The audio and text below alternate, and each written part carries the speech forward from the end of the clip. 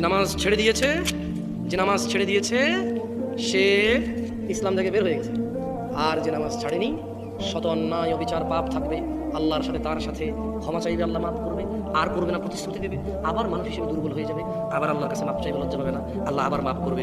এরপর এক পর্যায়ে আল্লাহ ঘোষণা দিয়েছে ইল্লা মান তাব, অথবা যে ব্যক্তি তার সমস্ত গুনাহ থেকে ফিরে আসে, ওয়া আমানা, আল্লাহর প্রতি ঈমান আনে, ওয়া আমিলা আমালান সালিহা, তার গুনাহ যত কিছুই হোক সে যদি ফিরে আসে, ঈমান আনে, মাপ চায়, ভালো কাজ করে, ফাউলাইকা ইউবাদদিলুল্লাহ সাইয়্যাতিহিম হাসানাত। এই যে লোকটা বলল জেনা করবে না, আবার করছে, চেষ্টা করছে না করা হয়ে গেছে, নেশা করবে না আবার করছে, সর্বোচ্চ চেষ্টা করেছে না করার পথে হয়ে গেছে।